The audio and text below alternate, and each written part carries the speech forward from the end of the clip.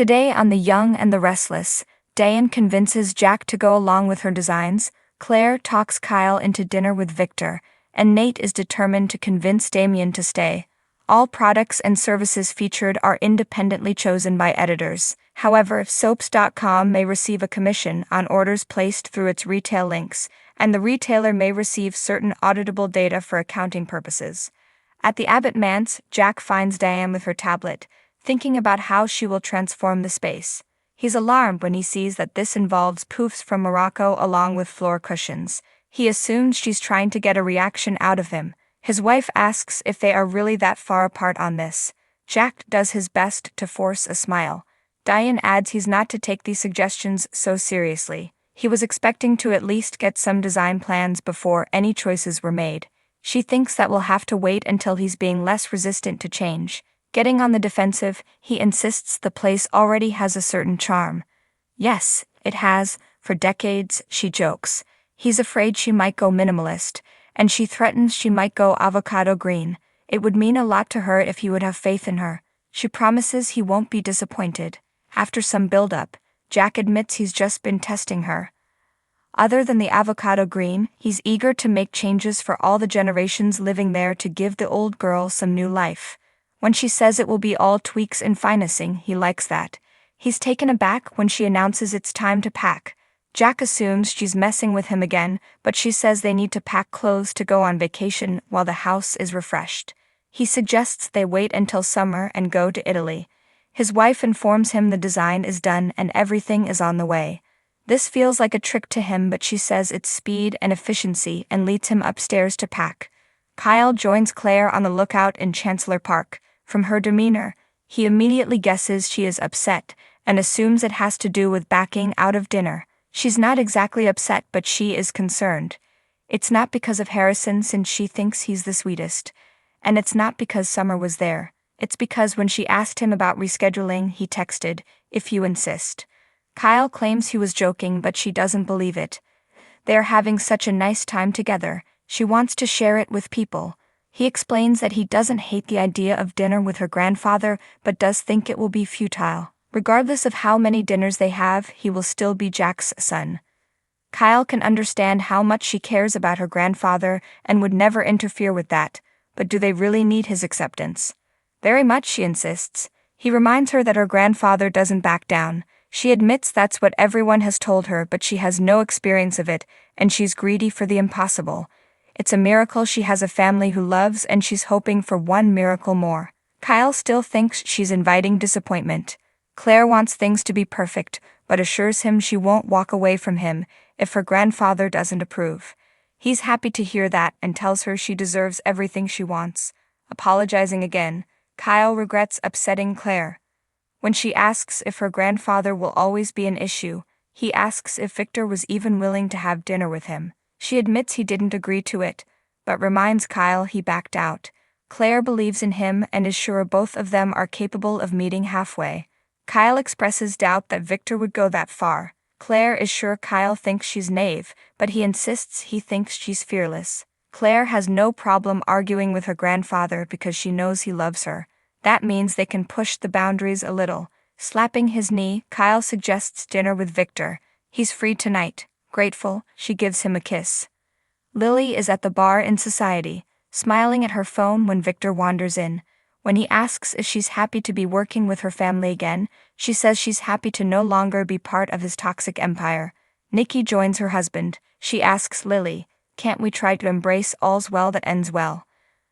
Lily tells them she's happy to work with her family since they treat her with honesty and respect.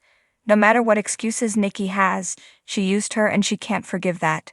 After Victor walks off to a table, Nikki says her apologies were sincere, and she would have loved for her to stay at Chancellor. Lily points out that would have meant a demotion, and Nikki says it's common to go up and down the corporate ladder. She's sorry Lily was hurt, but she did make her own choices. They wish her the best and look forward to putting this behind them. Before Lily can leave, she tells Victor there is something he could do if he wants to smooth things over. She needs some information on someone, no questions asked. The name is Damien Kane and she can text him more later. The Newman agrees to look into it. After thanking him, Lily exits. Nikki admits she's glad things are thawing with Lily. She's fond of her and sings her praises. They wonder who Damien is. Victor doesn't care and he'll handle it. Claire rushes in with some papers for Nikki to sign. Victor tells Claire how impressed her grandmother is by her efficiency. They discuss how exciting and stressful work is. When they admit they have no plans for the night, Claire tells her grandfather she'd love them to have dinner. "I'd love that," he agrees. She adds she wants Kyle to join them. He purses his lips. He's surprised Kyle would agree to this. She says Kyle is important to her and she'd like Victor's blessing. It will be sad and awkward if he snubs him. Nikki trusts her judgment and approves. Sighing, crossing his arms and then smiling, Victor says he thinks it will be a waste of time but he'll do it for her. It will have to be later. Claire asks Nikki along and she agrees. The granddaughter is sure it will be wonderful and wanders off. Nikki thanks her husband. "We'll see," he says, taking a drink. On the patio of Crimson Lights, Audra and Holden talk about how no one can know about their past, particularly Nate. Hastings immediately interrupts and asks what they are discussing. He asks how Damien reacted to the news about his mother. Holden explains it was the news about his dad that hit him hardest. Nate insists Amy wants to fix things and Audra echoes this. Holden says it won't happen. They are done with Geno City and Damien is done with his mother. Nate asks what he can do to stop him. He's sure the guy has a soul and can see his mother is dying. Holden admits Amy seems like a good person, but this is not his life, and he won't harass his friend. He repeats that he and Damien are leaving in a few hours, so they should forget this. Once Holden walks away, Nate says this can't be how this ends for the family. Audra tells him there's only so much he can do, and there is family history he can't know. Damien has the facts. They don't even know why he stopped talking to his mother. Nate knows Amy needs forgiveness if she can get it. Taking his hand, Audra says not all endings are happy ones. They can only do their best. If he keeps pushing and Amy gets her hopes up, that may only cause more pain. Nate senses a shift in Audra and wonders if Holden said something that got her to change her mind about this. She claims he didn't say much and reminds Nate that he may be Damien's blood, but they are also strangers. This isn't good enough for Nate. He calls Damien and leaves a message, begging for another shot to convince him to stay. As Audra listens, she worries. Nate comes over and says that if he can only get those two guys to stay, then anything can happen, she says.